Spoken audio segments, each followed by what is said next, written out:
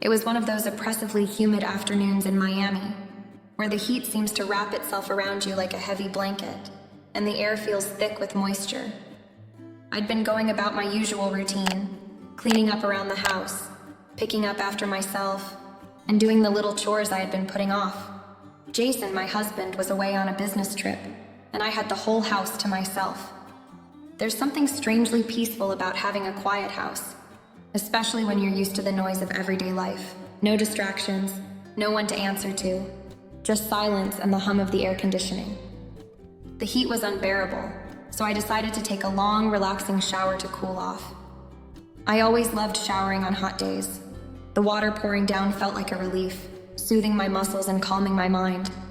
I was just standing there under the spray, letting the water run over me, trying to forget about the world outside. I needed to relax. It had been a long week and Jason was gone, so it was the perfect time for a little peace and quiet. The house was so still that I didn't hear Ethan come in. Ethan, my stepson, had just turned 19 a few months ago. He wasn't a little boy anymore, definitely not the awkward teenager I'd met when I married Jason. I'd watched him grow up, but there was something different about him now. Something harder to ignore.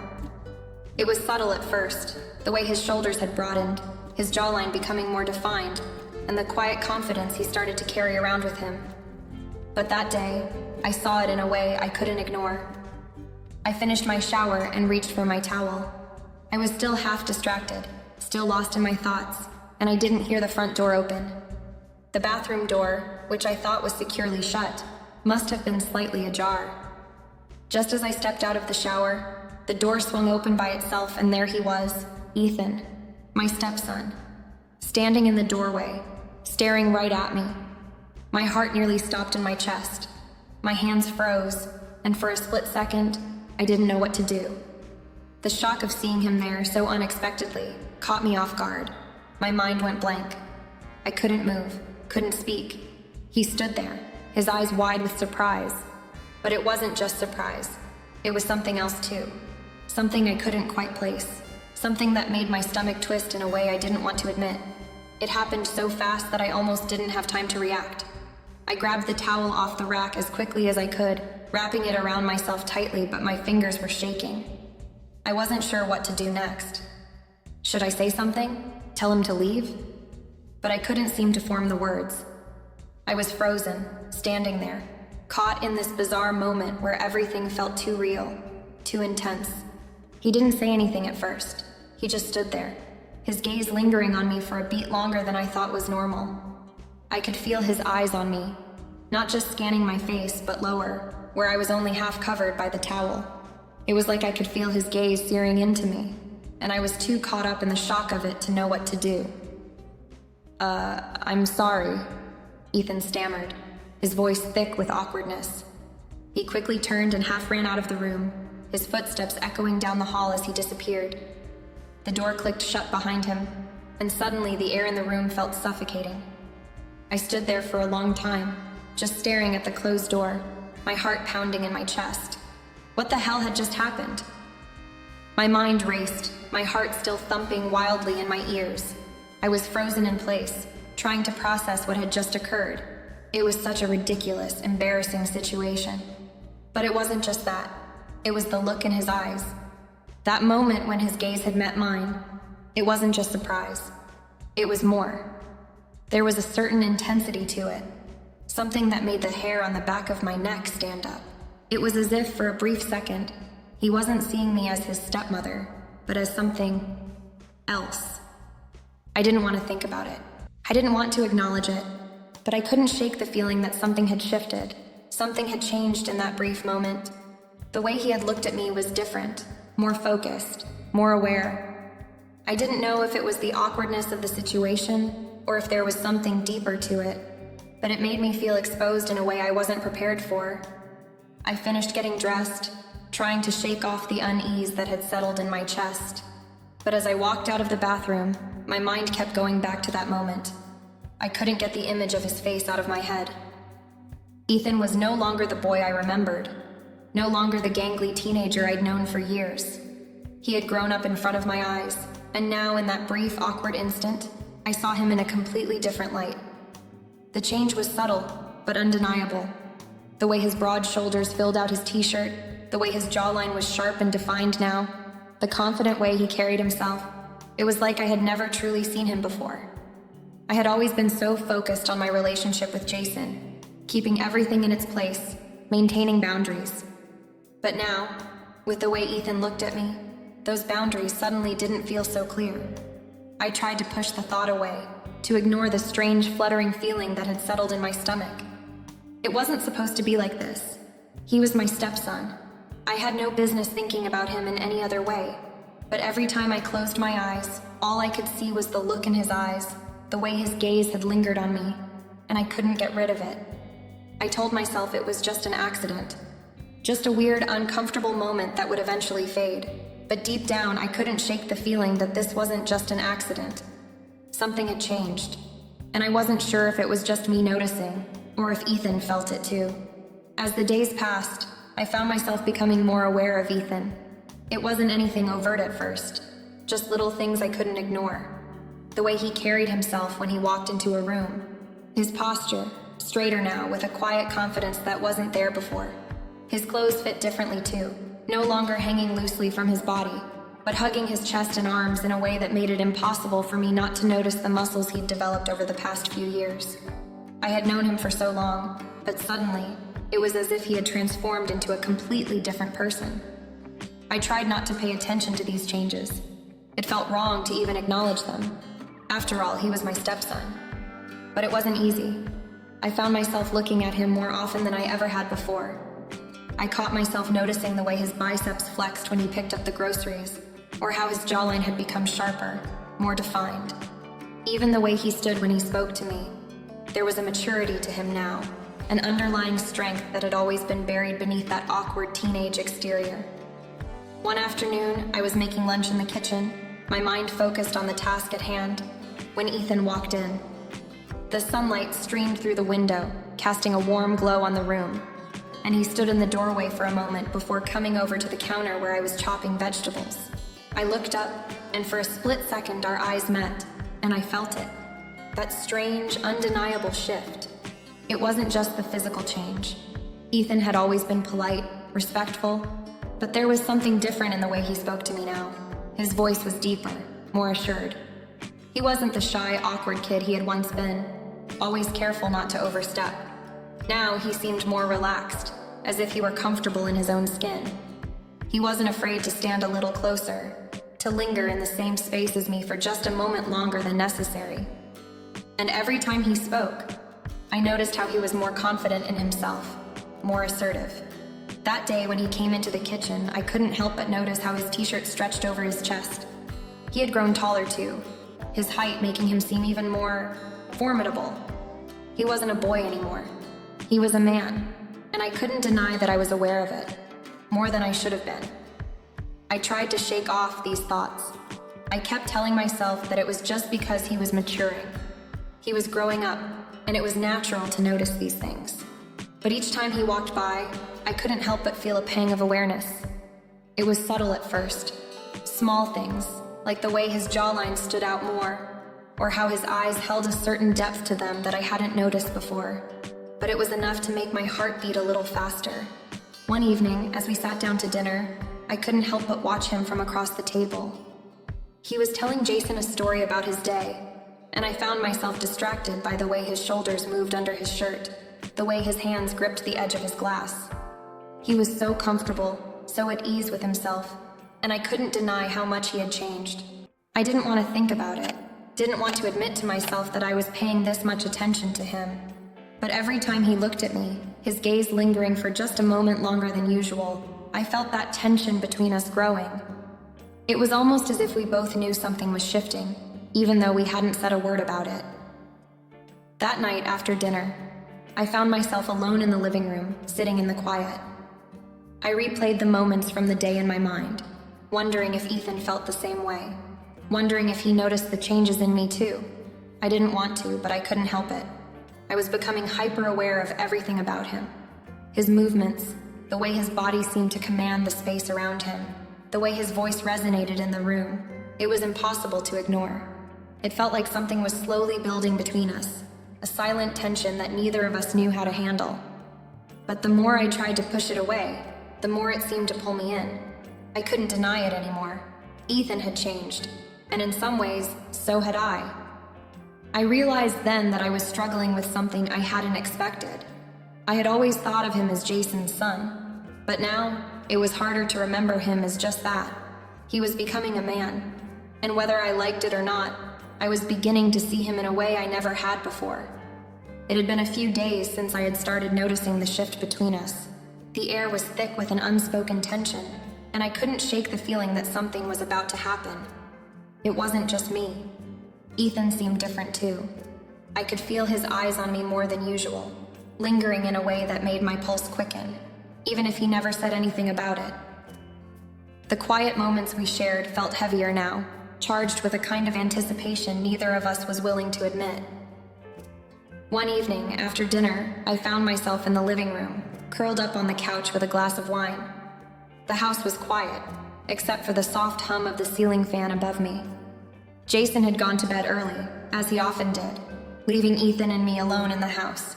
Ethan walked into the room, his presence almost too noticeable, and for a moment, we both stood there in silence.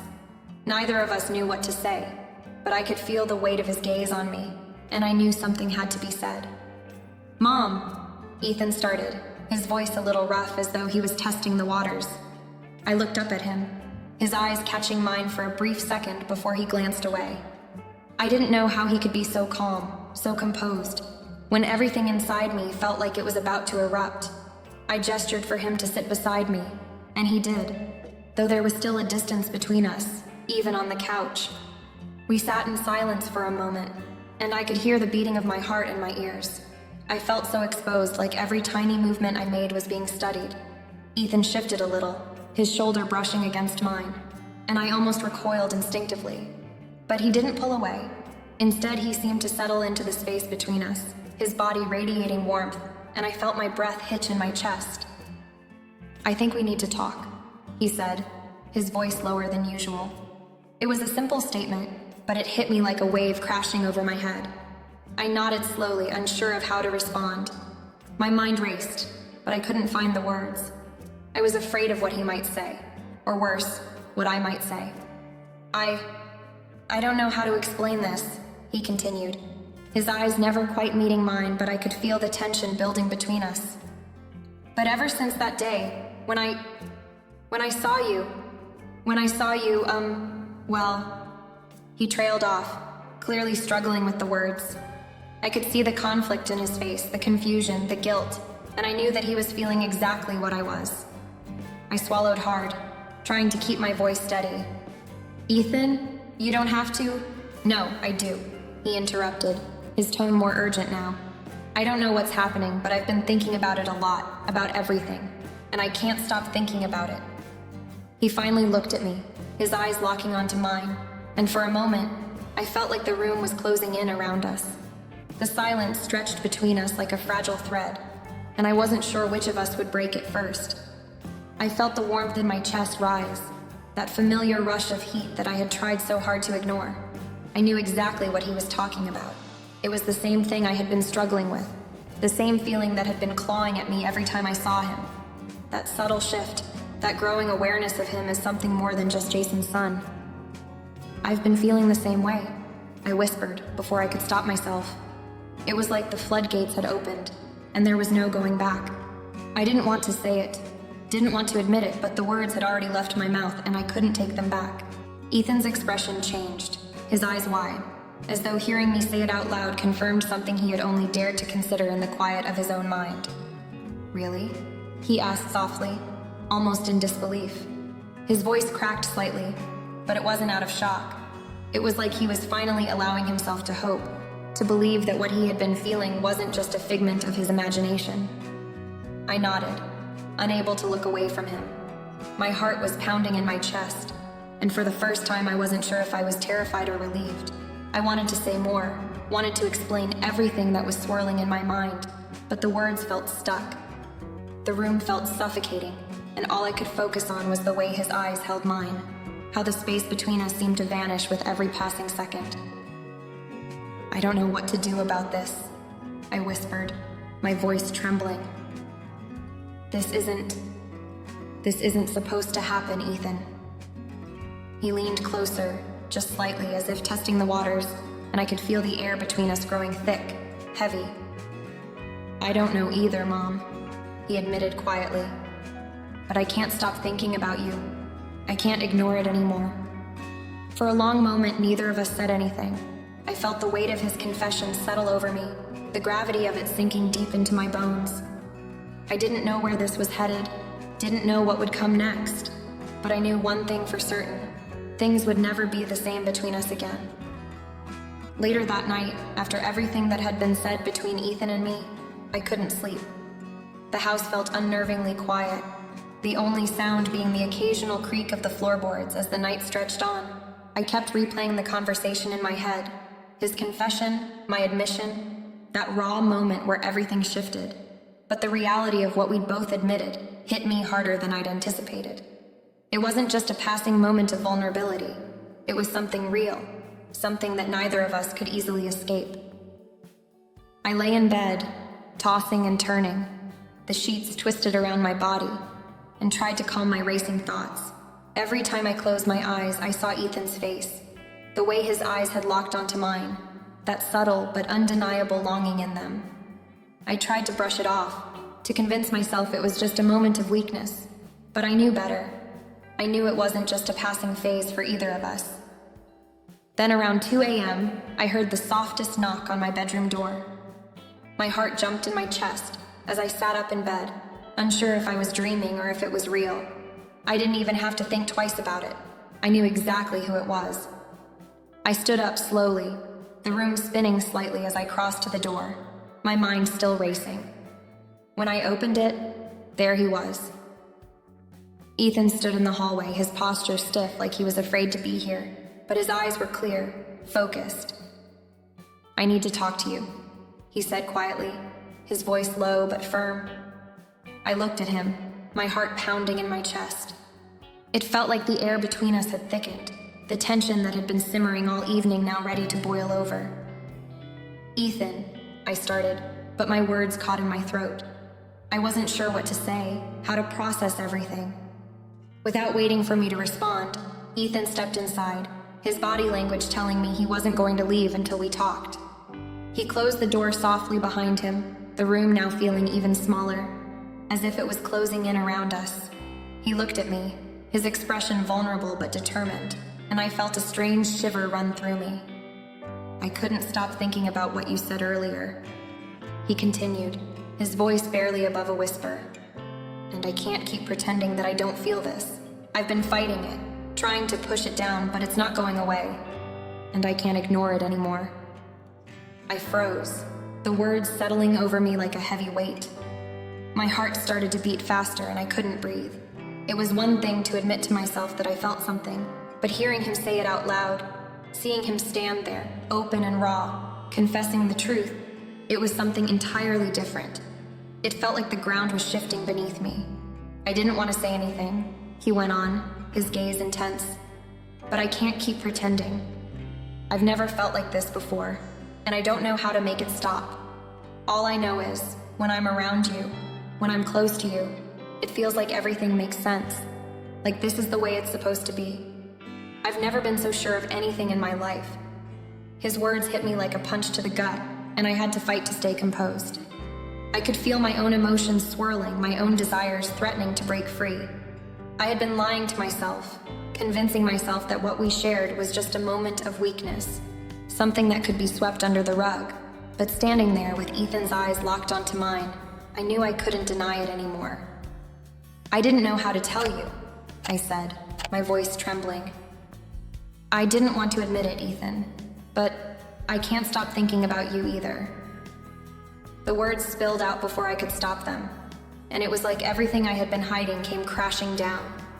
There was no turning back now. The truth was out in the open, raw and vulnerable, and I felt exposed in a way I'd never experienced before. Ethan stepped closer, his hand reaching out, as if he was afraid I would pull away. But I didn't move. Instead, I stood there, rooted to the spot, unable to tear my gaze away from him. The air between us felt charged, and every second that passed felt like an eternity. "I don't know what to do about this," he said, his voice low and strained. "I don't know if I can walk away from this. I don't know if I even want to." I swallowed hard, the fear and the desire both crashing through me. "I don't know either," I whispered. "But we can't just ignore it, Ethan. We can't pretend this isn't real." In that moment, everything felt impossible, like we were standing at the edge of a cliff, looking down into the unknown. But at the same time, it felt like the only thing that made sense in a world that had become increasingly chaotic. The lines we had once drawn had blurred, and I didn't know where this would lead us. But there was no turning back now. In the days after that night, everything between Ethan and me felt different. It wasn't like anything had drastically changed outwardly, but the weight of what we'd both confessed, what we both knew, deep down, was now impossible to ignore, hung in the air like a dense fog. We didn't talk about it again, not in so many words, but we didn't need to. The silence was enough. It stretched between us in every conversation, in every passing glance. It felt like the universe was holding its breath, waiting for either one of us to crack. But neither of us did, at least not immediately. I kept telling myself it would pass. I told myself that it was just a moment, a fleeting lapse in judgment, something that would fade with time. The more I tried to convince myself, the more I wanted to believe it. But with every hour, every day, the feelings became harder to deny. Ethan wasn't a kid anymore. He wasn't that shy, awkward teenager I'd once known. He'd grown into a man, strong, confident, with a presence that seemed to command the room. I couldn't help but notice. I tried not to. I told myself it was just my mind playing tricks on me, that I was imagining things, that I was reading too much into the small moments. But the moments were there. Everywhere I looked, every time he walked into a room, every time he spoke, it was impossible to ignore the magnetic pull between us. There was a tension in the air, a charge that seemed to spark whenever we were in the same space. It wasn't something I could explain, and even if I could, I knew it wasn't something I should have been feeling. Ethan was my stepson. The connection between us was forbidden, wrong on so many levels. I kept reminding myself of that. I kept trying to remind myself that it didn't matter how attracted I felt, how undeniable the chemistry was. It didn't matter. But the more I tried to push it down, the more intense it became. Every time Ethan's gaze lingered just a second too long, my heart would race, and I'd feel that old familiar warmth rise in my chest. It wasn't just his looks. It was the way he'd move around me. His presence felt like electricity. Even in casual conversations, his voice would lower in a way that made my skin tingle, and the space between us seemed to shrink. Sometimes I'd catch him watching me, no, studying me, and I would quickly look away, pretending I hadn't seen. But I had. I saw everything. I wasn't the only one struggling with it. Ethan, I could tell, was just as torn as I was. We didn't speak of it, but it was clear in his eyes. He seemed to be avoiding me more than usual, retreating into his room, spending more time out with his friends. I hated how that made me feel. There was a part of me that wanted him to come closer, to stop pulling away, but I couldn't bring myself to make the first move. It wasn't just about the tension between us. It was about what that tension meant, what would happen if either of us let it out. Every time we shared a space, every time I caught him looking at me from across the room or out of the corner of my eye, I felt like I was holding my breath, like we were both standing on the edge of something we couldn't control. The tiniest touch, a hand brushing against mine while we passed in the kitchen, made my pulse spike. I'd pull away quickly, trying to act normal, but the fire that sparked from the briefest contact stayed with me long after. My body couldn't lie, even when my mind told me it had to. And then there were the small things. The moments when our interactions seemed to carry a hidden weight. The way Ethan would come in to talk about something random, work, school, life. But there was always an undertone to it, something deeper, something unsaid. He'd sit a little too close on the couch, his arm brushing mine as he leaned in to show me something on his phone. Or he'd speak to me in a tone that was softer than usual, more intimate. Sometimes I'd feel his eyes on me for just a little too long, when I was sitting at the kitchen table, when I was standing by the window, when I was folding laundry. It was subtle, but I could feel it like a pull, like a rope tethered between us that neither of us wanted to acknowledge, but couldn't escape. I kept busy. I threw myself into household tasks, work, anything that would keep my mind occupied, but there was no escaping it. No matter how much I cleaned, how many hours I spent working, I couldn't outrun the growing tension. Every day felt like I was walking a tightrope, always careful not to cross a line I couldn't undo. The guilt gnawed at me, but the desire never fully went away. And when Ethan was around, when his presence was close, I couldn't think straight. I'd look away quickly, as if trying to shut off a switch that was constantly flickering in the back of my mind. The worst part was when he started to avoid me more. It made me wonder if he felt the same guilt I did, or maybe he was just trying to push it away. Forget it even happened, and that made me feel even more alone in it. When I didn't see him for a few days, when he spent long hours with his friends or disappeared into his room, a part of me felt like I was losing him, like he was pulling away from me, from what had happened between us. I told myself it was better this way, that it was for the best. But in the silence, in the space between us, my heart ached. Every time I saw him again, though, every time we exchanged a quick glance or a moment of contact, I couldn't help but feel that pull once more. I'd remind myself that it was just a fleeting thing, that it didn't mean anything. But my body, my mind, they didn't listen. Every time I tried to step away, every time I tried to push it all aside, it only seemed to grow stronger. The tension was suffocating. And I knew, deep down, it was only a matter of time before something had to give. It was a late night, one of those sweltering Miami evenings where the heat seems to press in on you from every direction. I had just had one of those exhausting, mind-numbing arguments with my husband, Mark. It wasn't anything major, just a misunderstanding, a clash of petty frustrations that had been building up, but it felt like the world was crashing down on me. I couldn't shake the feeling that I was losing control over everything. My life, my emotions, my marriage. It was the kind of night when you want to scream into the dark, when everything feels heavy and suffocating. I needed air. I needed space. I stepped out onto the porch, hoping the cool breeze would clear my mind, calm my thoughts. The air outside was warm but bearable, the sound of distant traffic and the occasional chirp of a night bird, the only things breaking the silence. As I stood there, leaning against the railing, I heard the door behind me open. I didn't have to turn around to know it was Ethan. I could feel his presence before I saw him. He was standing a few feet away from me now, his shadow stretching long in the dim light. His voice, low and hesitant, cut through the stillness. "You okay?" I could hear the concern in his tone, and for a second, it almost made my heart skip a beat. He wasn't just worried about the argument I had with Mark. It was more than that. I could feel the weight of everything we hadn't said, everything we were both avoiding, hanging in the air like an unspoken truth. I turned slowly to face him, my heart racing. "Yeah, I'm fine. Just needed a minute." Ethan nodded, but he didn't move away. He didn't try to hide the fact that he was studying me, his gaze soft but intense, like he was trying to figure me out, trying to read what was written on my face. He stepped closer, and I could feel the warmth of his body even though there was still a small distance between us. "I've been thinking," he said quietly, "about everything." I swallowed, trying to steady my breathing. My mind screamed at me to pull away, to shut it all down, but I couldn't. There was something in his voice, in the way he was looking at me, that made me want to listen. He was torn, I could see it.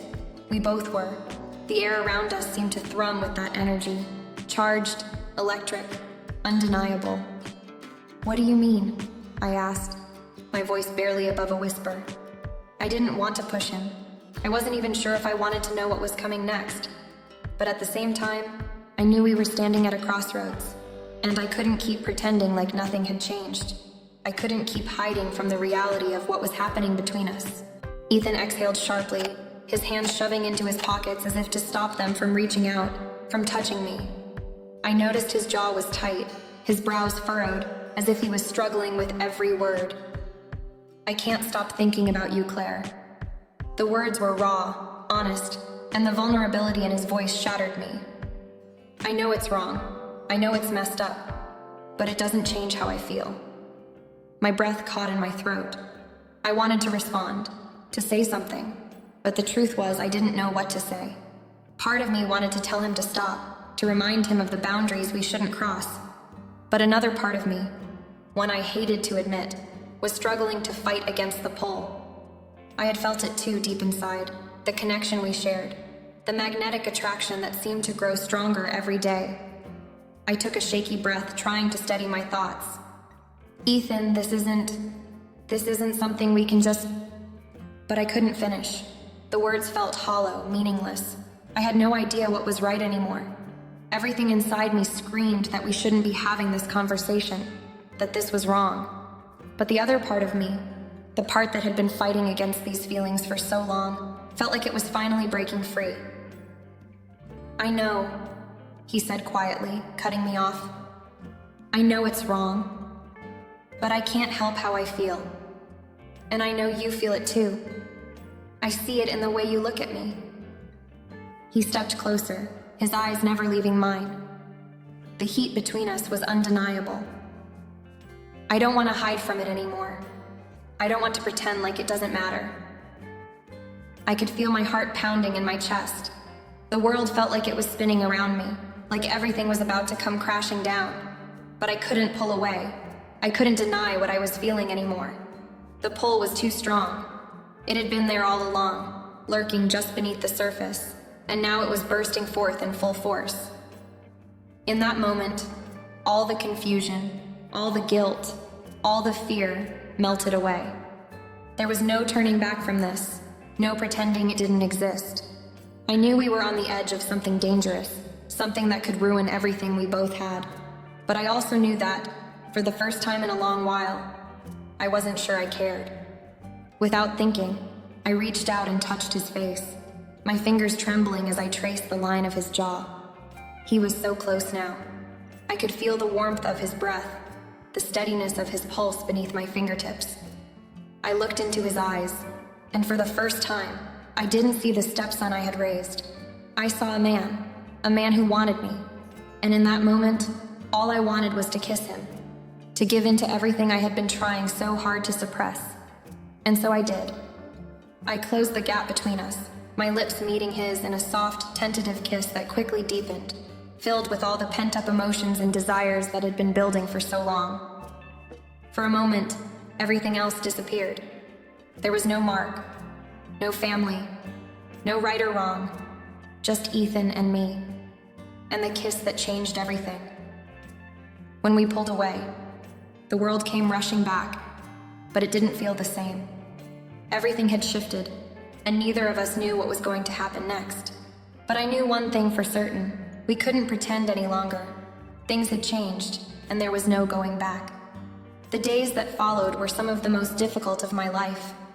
After that kiss, after the moment we both shared that should have never happened, everything felt different. It was as if the world had shifted on its axis, and I was now standing in a space that didn't feel familiar anymore.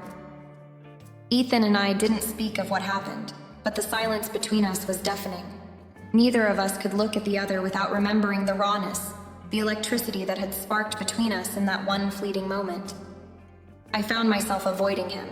I would go out of my way to stay in a room where I knew he wasn't, or when I did see him, I kept my gaze low, pretending like I was just another mom, his mom's friend, his stepmother. But that wasn't who I was anymore. I couldn't lie to myself.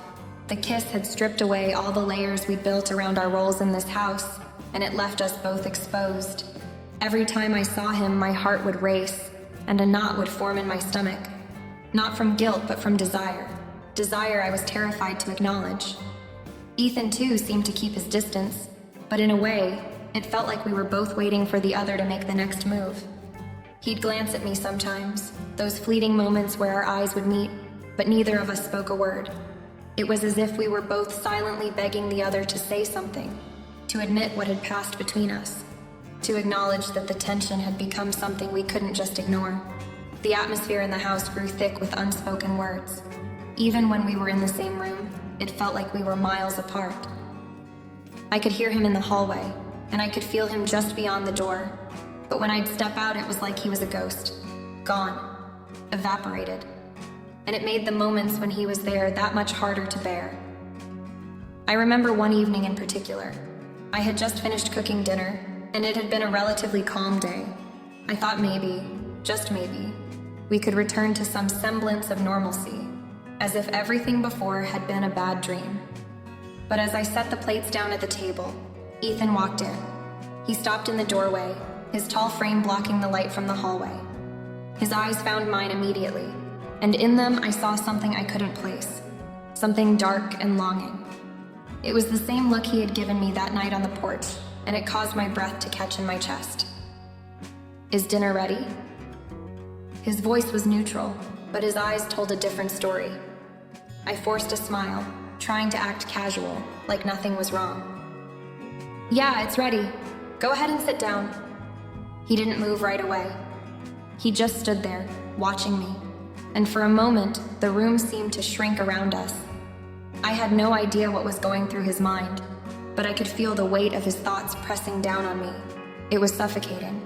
I waited for him to say something, for him to break the silence we had created, but he didn't. Instead, he nodded curtly and sat down at the table, the space between us suddenly feeling impossibly wide. Dinner passed in strained silence. Mark came home shortly after, completely unaware of the storm brewing just beneath the surface. He was his usual self, chatty, lighthearted, but I couldn't concentrate. All I could focus on was the way Ethan kept stealing glances at me when he thought I wasn't looking, the way his jaw clenched whenever I passed him in the kitchen. The physical distance between us was growing more and more uncomfortable, like an invisible wall that neither of us could tear down. That night, after Mark had gone to bed, I found myself pacing around the living room, my thoughts racing. I couldn't stop thinking about Ethan. I couldn't stop remembering that kiss, the way his lips had felt against mine, the fire that had sparked between us. I had never been more confused in my life. I had wanted to pull away, to run, but the pull was so strong, I couldn't escape it. But what was I supposed to do? I was his stepmother. This wasn't something I could allow to continue. Wasn't it wrong? I tried to talk myself down, to remind myself of the consequences, the repercussions. I had a family. I had responsibilities. I couldn't just throw it all away for something that had no future, no chance. But every time I looked at him, the question lingered. What if this was something that couldn't be denied? What if this, whatever this was the one thing we couldn't run from? I couldn't make sense of it. And worse, I didn't want to. I didn't want to face what I knew was a tangled mess of emotions. But neither of us had said anything. The silence was becoming unbearable, and I didn't know how much longer I could pretend it didn't exist. I lay awake that night, staring at the ceiling, wondering if Ethan was thinking the same thing. If he too was lying there, waiting for something to change, for one of us to break the silence. But I knew, deep down, that we were both afraid. Afraid of what might happen if we did. Afraid of what this could become. So we continued in this strange limbo, neither of us willing to speak the words that would shatter the fragile distance we had created, but neither of us able to forget the connection that had brought us to this point. As the days stretched into weeks, the tension in the house grew unbearable. I could feel it in every glance, in every passing moment where Ethan and I would lock eyes and quickly look away, as if pretending everything was fine could somehow make it true. But we both knew it wasn't. What had happened between us, the kiss, the confessions, was something that couldn't be erased, no matter how much we wished it could be. It lingered like a dark cloud, casting a shadow over every interaction, every silence. I could no longer deny the truth that had been hiding beneath the surface for so long. Yet, despite everything, I had no idea what to do. Ethan was still my stepson. He was still the young man I had watched grow up, a part of my family. And Mark, my husband, was still the person I had vowed to spend my life with. The consequences of acting on my feelings were enormous, and it wasn't just about me and Ethan. It was about everything I had built, everything I had worked for. I knew what could happen if we crossed that line. Our family, our lives, everything could be destroyed in an instant. I wasn't ready to face that. But then again, neither of us seemed ready to let go of what we had felt. Every time I saw him, my heart raced, and I could see that it was the same for him. There was no denying it anymore. The connection we had was undeniable. The chemistry between us was like nothing I had ever experienced before. But what did that mean? What was I supposed to do with that knowledge? I couldn't go on pretending that this wasn't real, but I didn't know how to confront it either. One evening, as I sat alone in the kitchen, I found myself staring at the phone in my hands, torn between reaching out to Ethan or letting things be.